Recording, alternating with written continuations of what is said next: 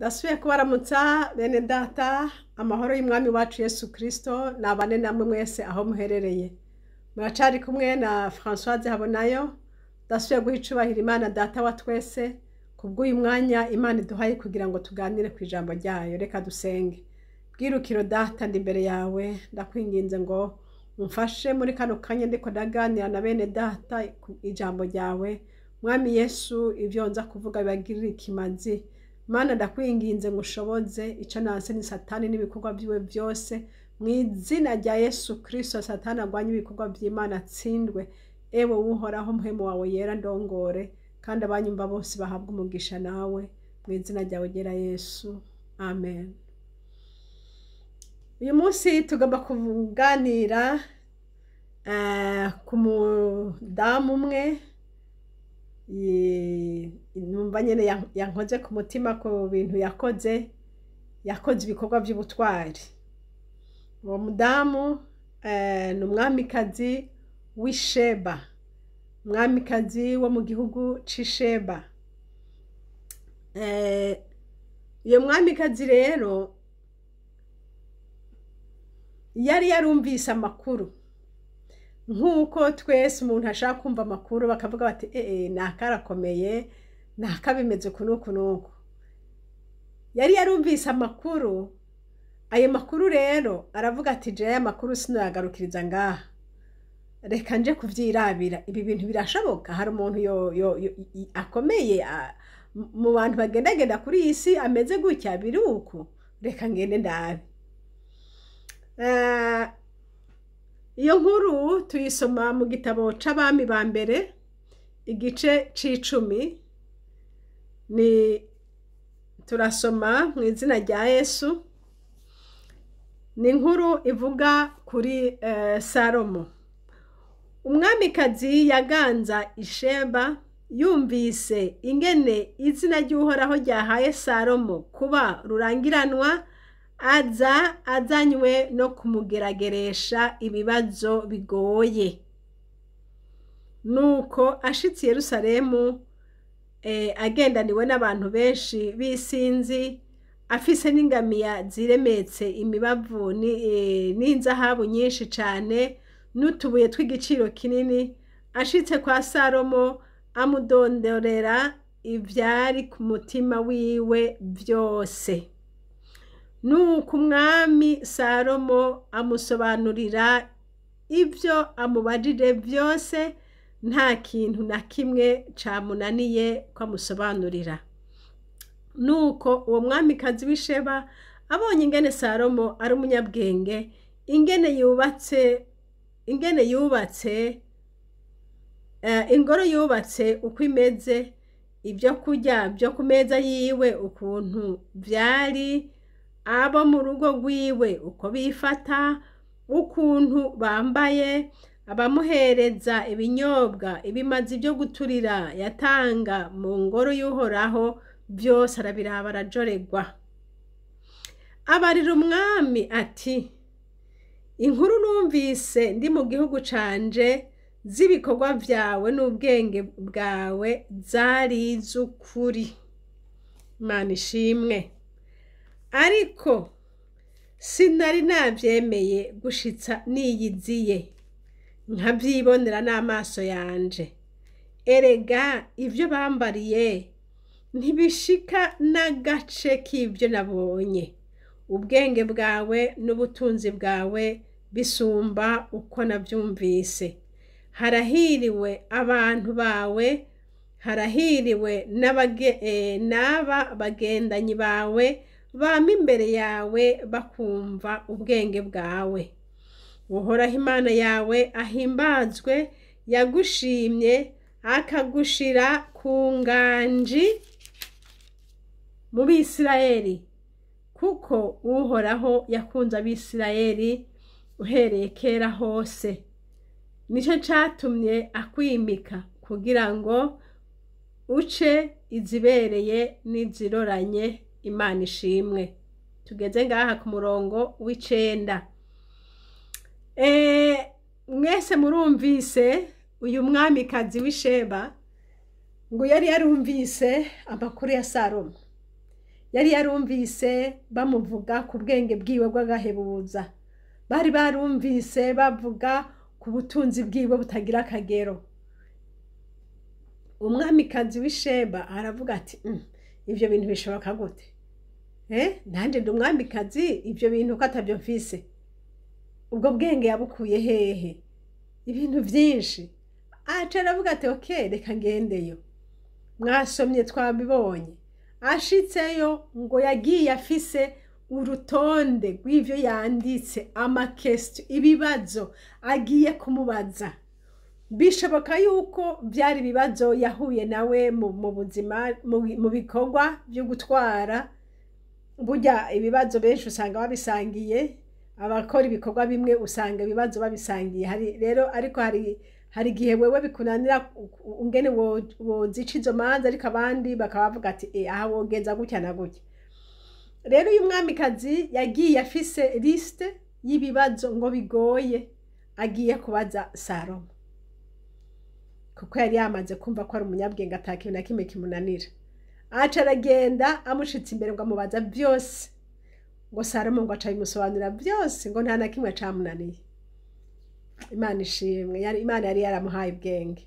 Kandi mwibuke neza ca gihe Salomo ataratangura ibikorwa, yarasenze Imana aravuga ati data, Abisirayeli baragoye, urabizi nawe, ariko ndakwinginze jewe ndasabye umpa ubwenge.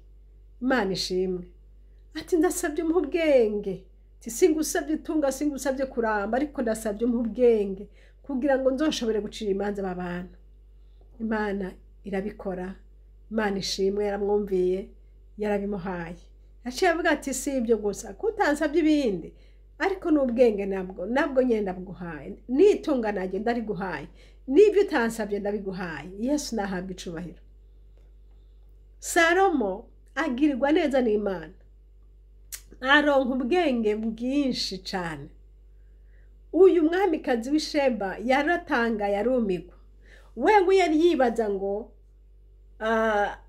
ubwenge buza guserukira mu bibazo aza kumwishura, ariko yasanze no mu bindi byose by'ubuzima bwose bugize aho Salomo yarari, yahasanze ubwenge. Turavye hariya ku murongo yatubwiye neza ngo yamujanye no ku meza, kuri table à manger, aramugaburira, aramuzimana. Byanyibukije ukazabona umupfasoni ashitse mu nzu iwawe, umenye ko kujya wewe umubona umenga afise amaso abiri, ariko hariho ayandi maso abona ngira ngo wewe utamenya. Umuhaye isahani, umugaburiye, yobserva byose, no kuvuga ngo araba isahani umuhereyeko, araba ivyo umuhaye yuko biri equilibre, harimwo amavitamine n'ibifuye nabi byose, araba byose, araba aho wamwicaritse, araba uko. Donc wewe wibaza ngo umuhaye ibyo kurya ngo uramugaburiye, ariko wewe muri byose agenda abonye byose.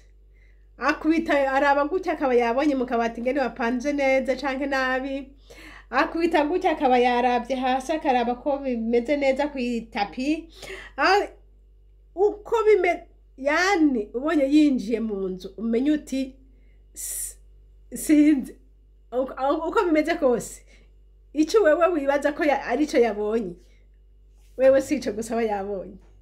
Uyu mwamikazi w'Isheba nawe yarabivuze, yavuze ati ye ati naravye, ati mbona angaburiye, ati ndaraba mbona. Ibaze umuntu ngo yabonye na costume abantu bamuserevye bambaye, ati ndaraba mbona abantu baserevye costume bambaye, ati ndaraba mbona mana, abona ibintu byinshi cane ku isahani gusa, ku meza gusa. Ariko ndagomba kuvuga iki? Ndagomba guhagarara kuri ubu bwenge bwa Salomo, ngo n'abamuserva yari yabashonesheje amakositime ameze ukuntu. Urumva ngo ibintu byose umwamikazi yarabibonye arumigwa.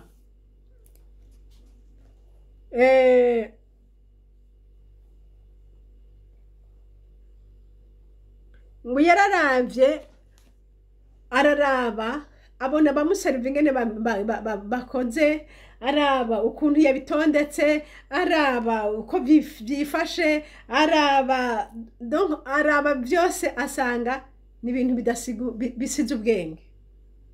Ngo araraba yabonye ingoro ngene imeze, yamubaje bya bibazo byose, yarabye ingoro, yabonye n'ibindi n'ingene umwami Salomo yagiye muri iyo ngoro, uko donc etape yose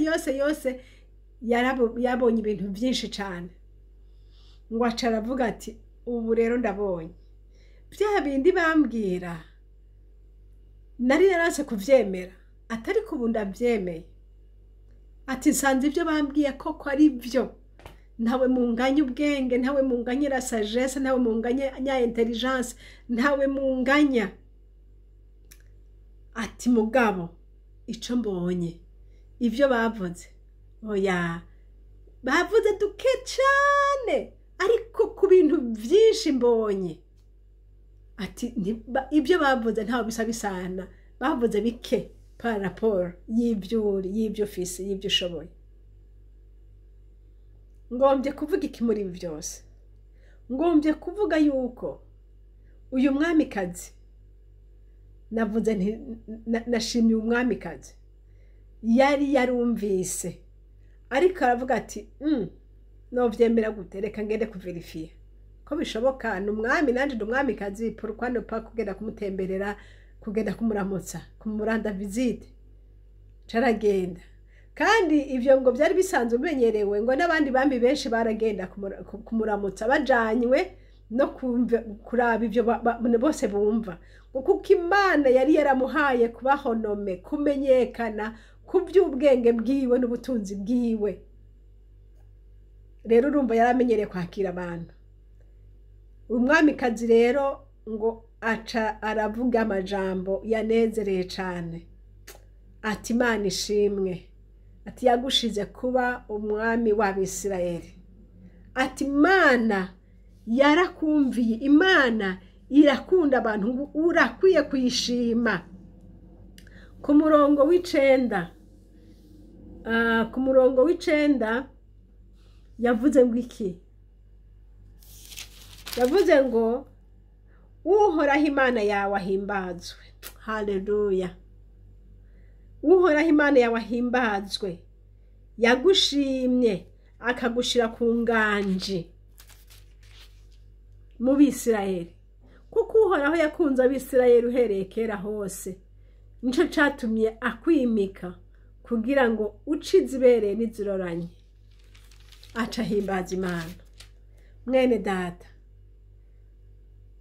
mbega nawe ukumeze n'ibyo ufise n'ukugenza, aboza boshima Imana, bohimbaza Imana, bati turagushima Imana kubwa naka washize hajya ahantu, wamuhaye ubwenge, umuhana biriya na biriya, boshima kweri. Imana idufashe. Uyu mwamikazi yahavuye amuhishurira ijambo ati ushime, kandi yongera amubwira ati ariko ikindi naco mvuye kure, ndaje akanya gatoya imaranye nawe, ngiye menye byinshi kandi anezerewe. Tariko harahiriwe umuntu yama iruhande yawe kweri, yama yumviriza amajambo ava mu kanwa kawe. Harahiriwe aba bagendanye bawe bama bariko barakumviriza. Harahiriwe abantu bakora iwawe bama bariko barumviriza ibyo uvuga. Harahiriwe twebwe tuza tuva kure tuje kubisuma, ariko harahiriwe umuntu yama iruhande yawe. Aya majambo yanyibukije umwami wacu Yesu Kristo. Umwami wacu Yesu niwe bwenge. Niba yabuhaye Salomo, yamuhaye ku bwenge asanzwe afise. Yesu niwe bwenge. Umugume hafi Yesu, nawe azoguha ubwenge. Umugume hafi Yesu, umubwire ico ushaka, nawe azokiguha. Salomo yasabye ubwenge, nawe sindi ico usaba ico arico. Ico wosaba cose umwami Imana arumva kandi arishura. Ico womubwira cose data aragifise. Niba ushaka ubwenge nk'ubwa Salomo, nawe ugende ubusabe data arabuguha. Haleluya. Kandi niyabuguha azoguha sagesse, ushobore kuvugana n'abantu bakuze, bakomeye, bafise indimi zigoramye. ba bandi bakurondera ko uvuga ikintu bagutege, ariko data azoguha ubwenge bwo kubana n'abantu nk'abo, azoguha ubwenge bwo kwishura mu buryo bukwiye, azoguha ubwenge bwo guhora, azoguha ubwenge bwo kuvuga mu gihe cyo kuvuga. Imana ishimwe. Data icyo tumusabye cyose arakiduha. Yaravuze, uyu mwamikazi yavuze ati harahiriwe abantu bami iruhande yawe bama barakumviriza. Mw'abantu b'Imana, harahiriwe abantu bafise Imana. Icyo ukeneye cyose ukamubaza data akakubwira. Harahiriwe abantu bafise Imana. Imana yacu niwe bwenge. Abama bamwumviriza bakamwa bamwumvira, bakama bagendera mu nama ziwe. Abo bantu barahiriwe. Umuntu yama yumviriza inama y'Imana, akama yumva ico Umwami avuga, uyo muntu n'umuhigwa. Imana idufashe cyane. Nsubira kuri uyu mwamikazi. Uyu mwamikazi ntiyumvise gusa ibyo bamubariye, ariko uyu munsi hari abantu benshi bikontanta ku majambo babwiwe. Ukumva bakubara ngo nakameze gutya nakameze gutya nakabiruko, ugaca uvuga ati kweri nivyo. Endagira pana ugenda uvyirabire. Kumbura uzosanga hari n'ibindi batakubariye, canke naho uzosanga bakubwiye bitari byo. Tugire iyi esprit yo kugenda kwirabira no gusuzuma no kubiraba, kubera yuko byinshi bashaka kuvuga bitari byo. Ariko uyu mwamikazi yavuze ati ibyo bavuze data nasanze ari byo. Uretse gusa ko bavuze bike cyane par rapport y'ivyo niboneye. Natwe rero bene data tugende gukonsulta umwami wacu Yesu. Twumvise bamuvuga kandi bamuvuze ko byinshi byiza, ariko wo kwishikirayo uzobona byinshi cyane. Uzobona ingene Yesu atanga amahoro, uzobona ingene Yesu ari mwiza, uzobona ingene Yesu, oh my God, uzobona ingene umwami w'abami, ahubwo uzokwicuza kubera iki watevye kumumenya. Uyu munsi twebwe ntidukeneye kuja kuraba Salomo, tukeneye uruta Salomo. Salomo n'umuntu, ariko yabaye mu gihe ciwe yakoze ibyiza byinshi. Ariko nawe kubera yuko nyene yari umuntu, yahavuye akora nk'abantu. Yarongoye abagore benshi, ngo abagore benshi baca bamuzanira, bamukwegera ibyago, bamukwegera mu mana zindi z'inyamahanga izo atari yarasabye kera, ariko ngo bamukwegeyeyo ngo amaze gusaza. Bene data, muze tugume kuri Yesu ariwe bwenge bw'ukuri. Uyo azotwishura ibibazo byose. Uwo yahaye ubwenge Salomo, nawe azoguha ubwenge bwo kwishura mu gihe bizoba bikenewe. Tugiye kuja mu bibazo bikomeye, tugiye kuja muri situation zitandukanye zigoye, ariko icyo tukwiye gusaba dusaba ubwenge. Ubwo bwenge ni wabugira, Imana izoguha kwishura ijambo rikwiranye n'ikibazo bakubajeje. Imana izoguha kwishura ijambo rituma utururuza babandi bagutega imitego. Imana izoguha kwishura no gukora uko muhemu yarazoba ariko aragomba gukora. Haleluya. Jambo ry'Imana ryaravuze ngo bazobajana, ngo babashengerane, ngo babashengerane babatware mu manza n'ibiki. Ngo ntimuze mugire ubwoba y'ibyo muzokwireguza. Haleluya. Ngo kuko ibyo muzokwireguza muzogihabwa aho nyene. Wogihabwa aho nyene kuko ufise Imana. Iyi Mana niyo ndiko nakubwira. Niwe bwenge. Bwenge musabe, bwenge mugendere, bwenge murondere. Bwenge genda umusange. Haleluya. Ugende umusange, mubane. Ijoro n'umurango mubane, kugira ngo ushobore gukira ibya kino gihe. Navuga byinshi, ariko ndakwingingira kugenda ku Mana. Uyu mwamikazi w'Isheba yagiye kwa Salomo, kandi yabonye byinshi. Kandi Salomo nawe yarafite ubwenge yahawe n'Imana, yarafite sagesse yahawe n'Imana. Nanje ndaguhamagarira kugenda kwa Kristo Yesu, ariwe bwenge kandi akaba ari wabutanga, ari nawe yabuhaye Salomo. Haleluya. Uyo umusange agufashe kugira ngo ushobore kwafronta ibihe biri imbere. uyo umusange kugira ngo agufashe kumenya aho ukandagira naho udakandagira. Uyo umusange agufashe kwishura ijambo mu gihe gikwiye. Uyo azoguha guhora mu gihe bisaba kuhora. Ubwenge bw'Imana. Haleluya. Hanyuma ikindi akantu ndabavuniye akagohe. Mwabagore mwe bapfasoni bagenzanje, ndabashimiye ko muzi ko buseruva kandi niko biri. Kandi mwame mubikora gutyo kugira ngo namwe bibatere ubwo bwenge mwarahuye mushobore kuvyapplika aho muba kugira ngo ibyanyu bigende neza. Ndiko ndababwira kubyiza, ariko ibibi ntukavyakire.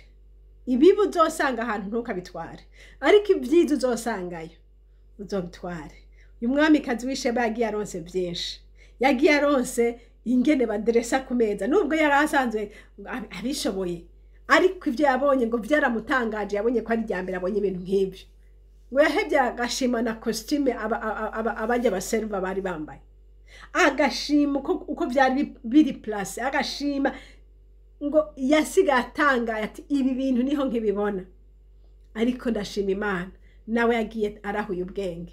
Nawe ndakwifuriza kutagumuko, ariko wige, urondere urondere. Abantu barondera burya ni byiza, barevoliwa nabo bateza imbere aho bari. Ariko niwaguma hahandi ukaguma muri vya bindi, umwaka ukagenda ubundi ukagenda uguma hahandi, ntacu uzoba uri kurunguka.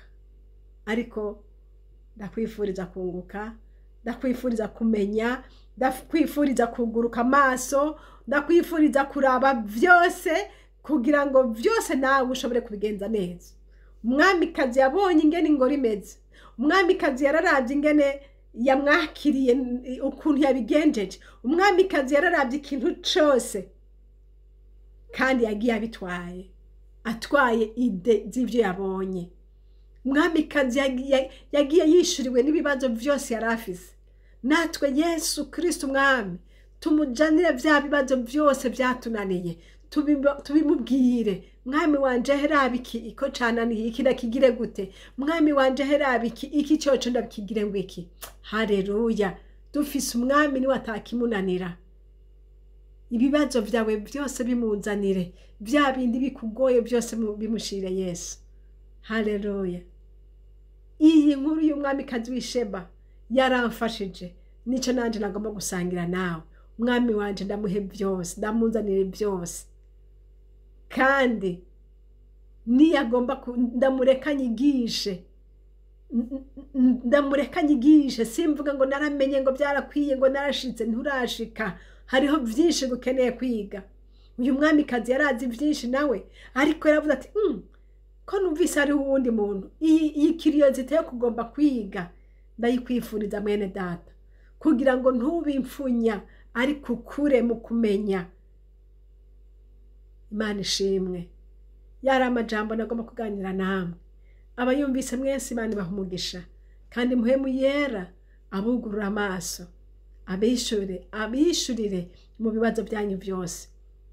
Mwami Imana abugurura amaso, abigishe mu mpande zose, nk'uko yigishije umwamikazi w'Isheba à travers Salomo.